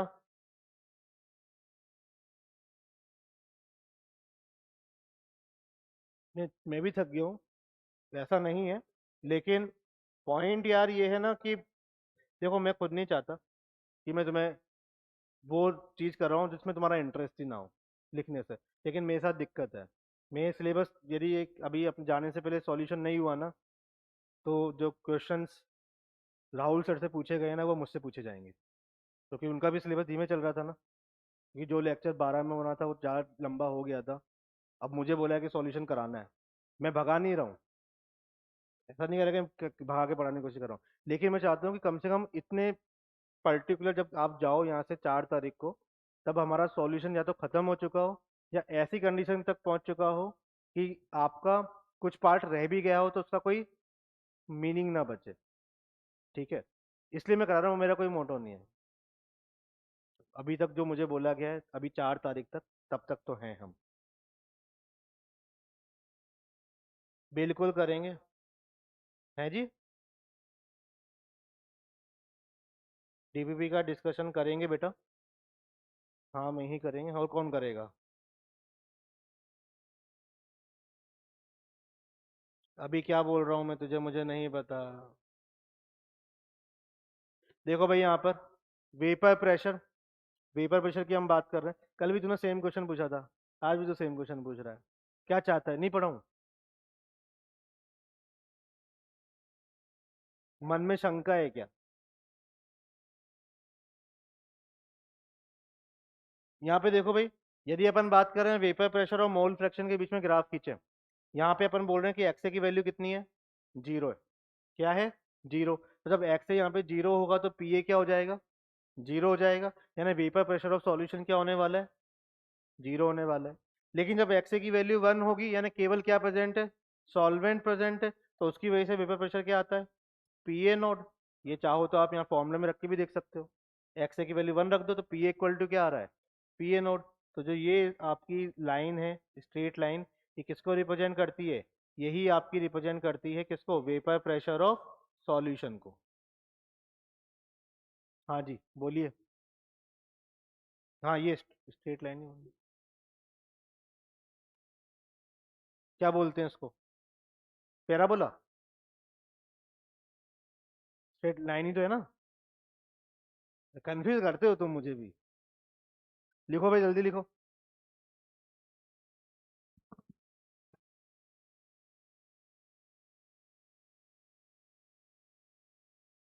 ठीक है, एक एग्जाम्पल अपन आज कर, अभी करके देख, अभी टाइम हमारे पास है 15 मिनट है, हम एक दो एग्जाम्पल इसके ऊपर करेंगे अभी, ताकि ये टॉपिक केस 1 हमारा कंप्लीट हो जाए। यहाँ तक सबने किया बेटा, कंप्लीट है। चलिए आगे बढ़ते हैं, इसमें अपन एक छोटे से एग्जाम्पल देखते हैं कि जब आपको क्वेश्चन देगा, आपसे एलवीपी पूछ लेगा, आपसे आरएलवीपी पूछेगा, तो हमें कैसे क्वेश्चन को अप्रोच करना है वो देखते हैं। देखो भाई ये एक एग्जाम्पल हमें दे रखा है कि 30 ग्राम ऑफ यूरिया। अच्छा, क्वेश्चन में कहीं भी ये लिख के नहीं आएगा कि आपका ये सॉल्यूशन जो है नॉन वोलेटाइल सॉलिड को लेके बनाया गया है या वोलेटाइल सॉलिड को लेके बनाया गया है। ये तो आपको खुद से पहचानना पड़ेगा कि सॉलिड आपका वोलेटाइल है या नॉन वोलेटाइल है। बताओ यहाँ पे क्या बोला गया है, 30 ग्राम ऑफ यूरिया। यूरिया कैसा होता है, नॉन वोलेटाइल होता है। ठीक है, जब ये आपका ऐड किया गया है 45 ग्राम वाटर में एट सर्टेन टेम्परेचर, बोला जा रहा है if vapour pressure of pure water, pure water यानी pure solvent, P A nought, इसका वेपर प्रेशर कितना दे रखा है, 300 mm/Hg। यानी हमें यहाँ पे एक चीज दे दी कि भाई हमें क्या बता दे दिया इसने, पी ए नोट दे दिया कितना है, 300 mm/Hg दे दिया है। ठीक है, हमसे कह रहा है बताओ वेपर प्रेशर ऑफ सॉल्यूशन क्या होगा, R L V P, L V P, molality और mole fraction of solute and solvent क्या होंगे।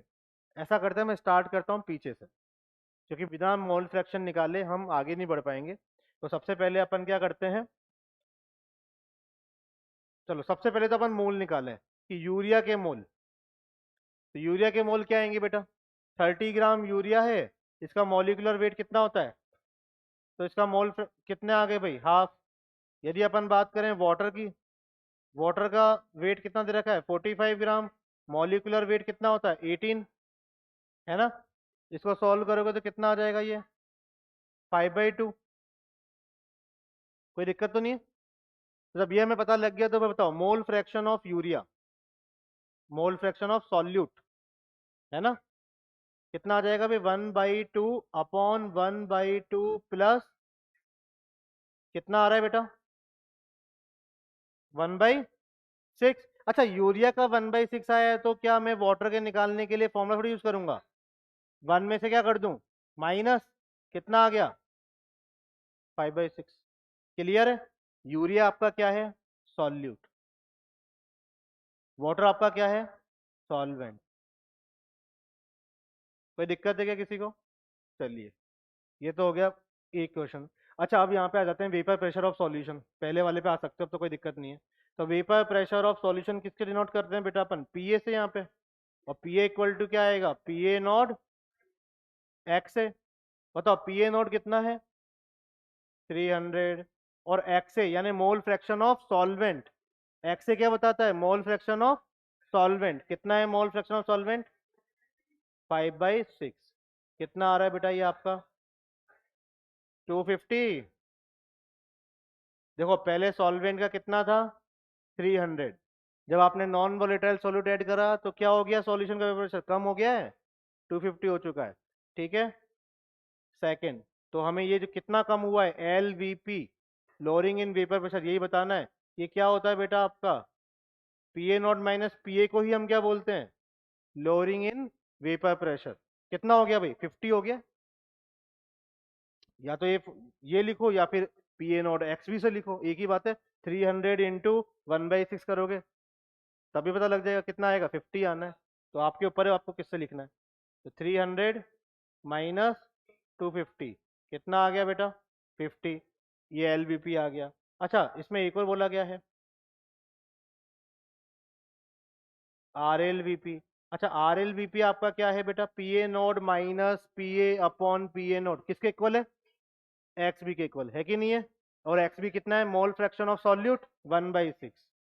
आया समझ में? तो सिंपल सी कहानी है या नहीं है? यदि आपको कहानी समझ में आएगी तो आपका आंसर आ जाएगा बेटा। ये 1/6 आंसर आ गया। क्लियर है? नेक्स्ट हमें निकालना है बेटा क्या? मोलैलिटी। अच्छा मोलैलिटी निकालने के लिए हमें क्या पता होना चाहिए? Moles of solute into weight of solvent in KG, है ना? तो मोल्स ऑफ वेट देखें भाई, सॉल्यूट का वेट कितना? 30 ग्राम।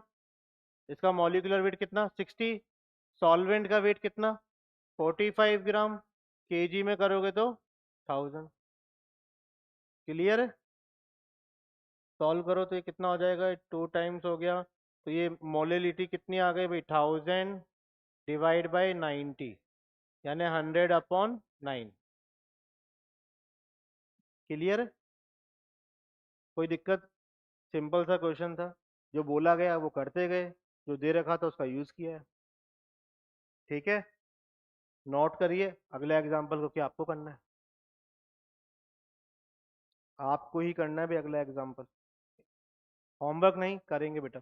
मान लो मेरी बात, देखो मैं, इस वीक की बात है, आप अप्रैल में आओगे ना तो आप निश्चिंत रहो। अप्रैल में जब आप आओगे तो क्लास में आपको मजा भी आएगा, बोरिंग भी नहीं लगेगा। लेकिन अभी मजबूर हूं मैं भी कि मैं बिना रुके बिना टके अपन टॉपिक चलाना पड़ेगा। हाँ वो मैं करूंगा, अभी फिलहाल ज़्यादा क्वेश्चंस में ऐड अप नहीं कर सकता, लेकिन एंड में जब अपन अप्रैल में आओगे ना तो मैं उस समय आपका जो मुझे पता मुझे क्या करना है, हेल्प करनी है एक तरीके से, वो मैं करूंगा। क्या बेटा? चिंता ही मत करो, अपन इस टॉपिक को ऐसा छोड़ेंगे नहीं अभी कि ये हो गया है तो छोड़ दूंगा, ऐसा नहीं करूंगा। ठीक है ना? इसके लिए करेंगे कुछ ताकि इसकी और प्रैक्टिस आप कर पाओ। घर पे? बेटा यहाँ कराने तो पड़ेंगे ना। सिर्फ घर पे करने के लिए दे दिया तो मैं देखा था ना, मैंने दिया था क्वेश्चन, आधुन तो लिखा भी नहीं था।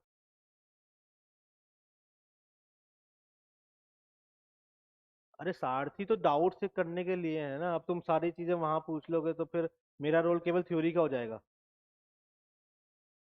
लेकिन तुम्हारा जो तुम्हारे दिमाग में क्वेश्चंस पैदा होंगे वो तो तुम पूछोगे ही ना। क्लियर है भैया? कोई बताओ कोई दिक्कत है इस एग्जाम्पल में? तो एक एग्जाम्पल अभी आप करोगे।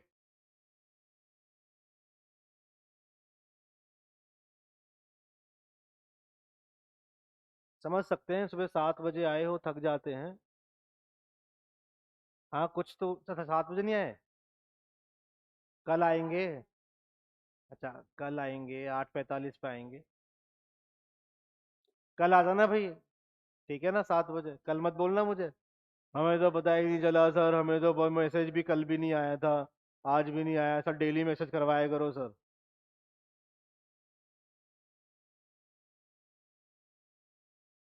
चलो कोई नहीं, कल लेकिन आना बेटा, क्योंकि आप टॉपिक मिस करोगे तो फिर अगली क्लास में आपको ही लिंक करने में दिक्कत आती है इससे।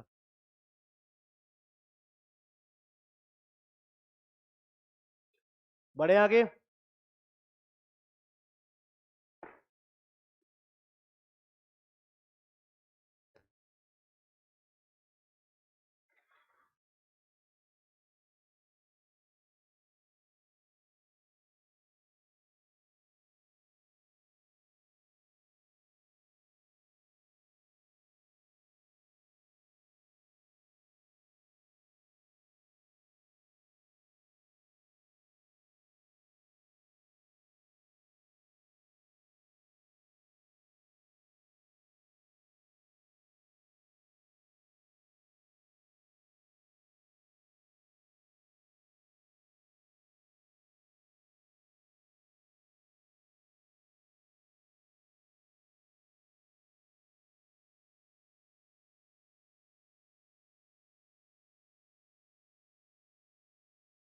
बढ़े आगे।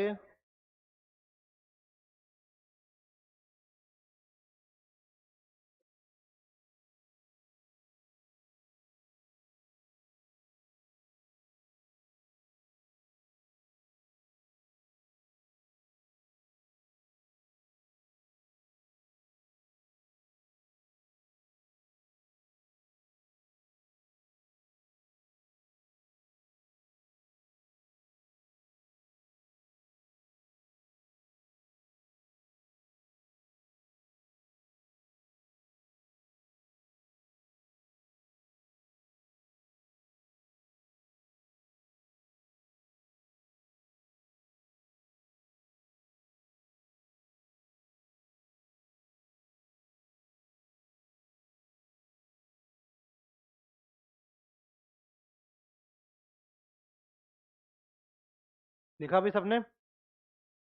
चलिए अगला है कि एग्जाम्पल ये करिए। क्या दिया गया है? How much gram of glucose should be dissolve in 180 gram of water to reduce its vapour pressure by 20%। कितना ग्राम ग्लूकोज हम 180 ग्राम वाटर में ऐड करें कि इसका वेपर प्रेशर जो है वो 20% से क्या हो जाए, रिड्यूस हो जाए। ऑब्वियसली बात है कि ग्लूकोज कैसा है भाई, आपका नॉन वोलेटाइल सॉल्यूट है। ऐड करोगे तो सॉल्यूशन का वेपर प्रेशर क्या होगा, कम होगा। अब बोल रहा है कितने से कम हो जाए, 20% से। बताओ कितना आपने ग्राम ग्लूकोज मिलाया है।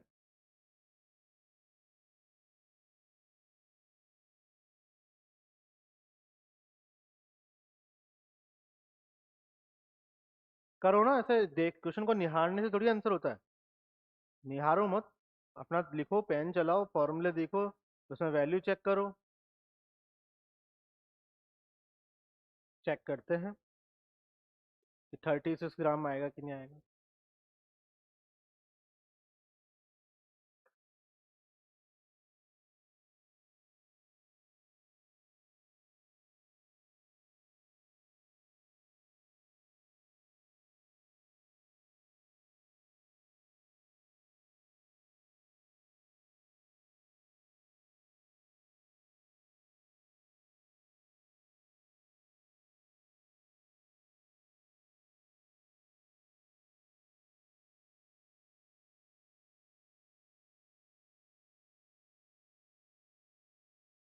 आया आंसर 30, 36।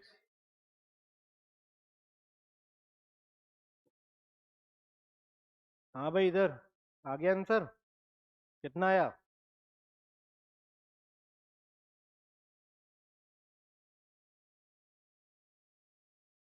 भाई क्या करें, जब भी आपको परसेंटेज की फॉर्म में आए ना, आप क्या कर लो, लेट कि आपका जो vapour pressure of pure solvent है वो कितना है, 100 mm ऑफ एच जी मान लो।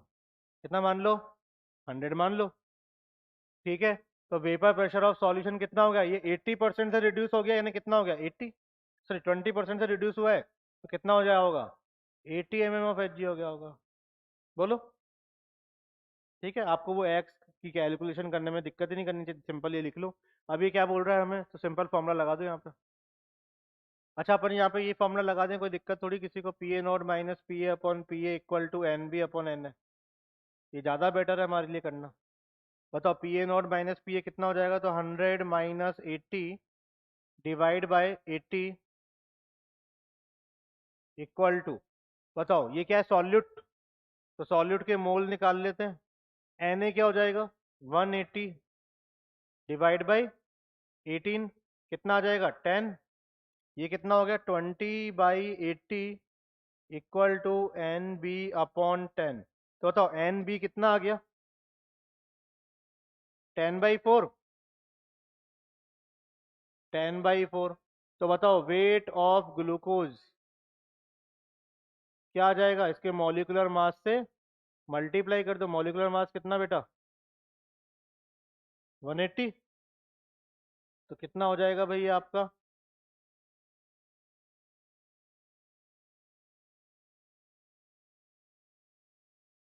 450 ग्राम। 36, 36, 36। एक ने बोला ना तो सबने बोल दिया है, और इसने तो इसको देख के बोला है। सॉल्व भी नहीं किया, तेरे कॉपी पे पेन भी चलाया था। क्लियर है बेटा ये? मान लेना कि भाई अपन ने मान लिया कि vapour pressure of pure solvent 100 है। अब ये कह रहा है कि आपने जब 180 ग्राम वाटर में ऐड किया है ग्लूकोज, तो वेपर प्रेशर कितना रिड्यूस हो गया? 20% से रिड्यूस हो गया। यानी कितना हो गया होगा? 80 हो गया होगा। एक्स मान के करोगे तो खुद की कैलकुलेशन बढ़ाओगे, इसलिए मान लो कि 100 है, दूसरा 80 हो गया, सिंपल हो जाएगा। क्लियर है? ये दो एग्जाम्पल घर के लिए हैं, होमवर्क। क्लियर है भाई? दो एग्जाम्पल घर के लिए, होमवर्क के लिए, ठीक है? देख लीजिएगा। कोई दिक्कत है किसी को? चलिए, धन्यवाद, थैंक यू।